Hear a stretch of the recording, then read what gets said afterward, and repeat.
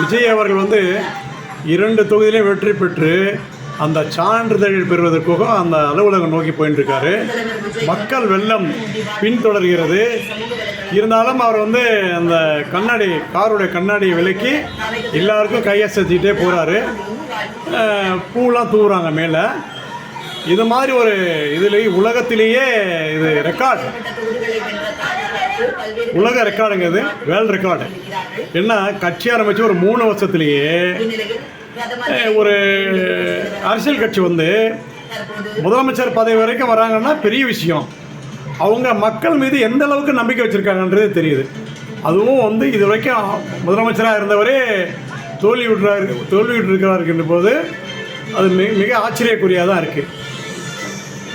என்ன மக்கள் பாருங்க, அதாவது இவர் வந்து சில அரசியல் பிரமுகர்கள், சினிமா நடிகர்லாம் வந்து குறை சொன்னாங்க. அந்த குறையே நிறைய போச்சு. ஏதாச்சும் ஒன்று அணில் குஞ்சு, தற்குறிகள், இவர் எங்கே ஜெயிப்பார், மக்கள் ஏற்றுக்க மாட்டாங்க அப்படின்னு புலம்பி தீத்தாங்க. பயங்கரமாக புலம்பல் தான், ஒரே புலம்பல். இந்த புலம்பலையே வெற்றி மாலை சுடிக்கிட்டார் அவர்.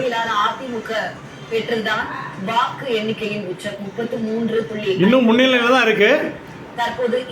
இருந்தாலும் தாவேக தான் 110 தொகுதியில் முன்னிலையில் தான் சொல்கிறாங்க. இதில் முக்கியமான தலைவர்கள் வெற்றி பெற்றாங்க. என்னன்னா, திராவிட முன்னேற்ற கழக தலைவர் திரு ஸ்டாலின் அவர்கள் தோல்வி விட்டுருக்காங்க. அப்புறம் காங்கிரஸ் தலைவர் அவங்களும் தோல்வி அடைஞ்சிருக்காங்க. இது மாதிரி முக்கியமான பிரமுகர்கள்லாம் தோல்வி அடைஞ்சிருக்காங்க. தோல்வி அடைவார்கள் என்று எதிர்பார்த்த கேஎன்ஆர் வெற்றி பெற்றிருக்காரு. இந்த செந்தில் பாலாஜி வெற்றி பெற்றிருக்காரு. இந்த அறநிலையத்துறை அமைச்சராக இருந்தார் இல்லையா சேகர் பாபு, அவர் வெற்றி பெற்றிருக்காரு. இதுதான் ஒரு ஆச்சரியமாக இருக்குது. தோற்கும் நிலையில் எதிர்பார்க்கப்பட்டவர்களாக வெற்றி பெற்றிருக்காங்க. வெற்றி பெறுவார்கள் என்ற நிலையில் எதிர்பார்த்தவங்களாம் தோல்வி அடைந்தது ஒரு அதிர்ச்சியாக தான் இருக்குது.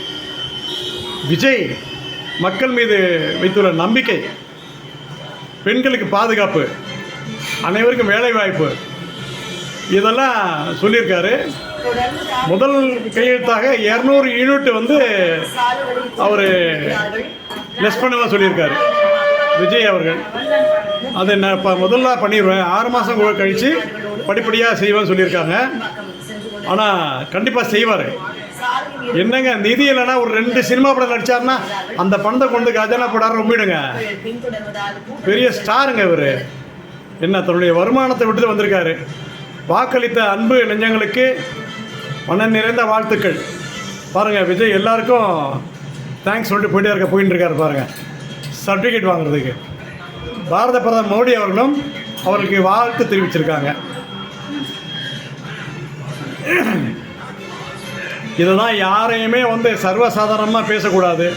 இந்த சினிமா நடிகர் சத்யராஜ் எந்த பக்கம் முகத்தை வச்சுப்பார் தெரியல, பிரகாஷ்ராஜ் எந்த பக்கம் முகத்தை வச்சுப்பார் தெரியல, இந்த கருணாஸ் எந்த பக்கம் முகத்தை வச்சுப்பார் தெரியல.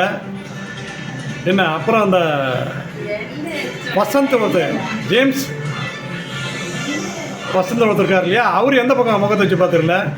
ஒரு லேடி ஒன்று பைத்தியம் பிடிச்ச மாதிரி தாக்கி பேசிட்டு இருந்தது. அதை ஜூலின்னு சொல்லுவாங்க. அதை எங்கே கூட்டு போயிருக்கானே தெரியல, ஆளை காணும்.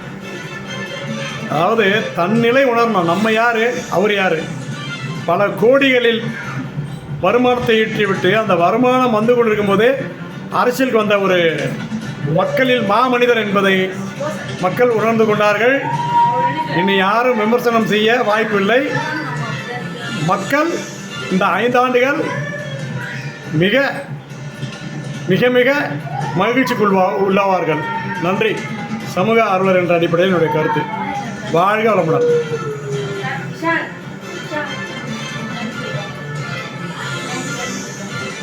பணநாயகம் தோற்றது, ஜனநாயகம் வென்றது.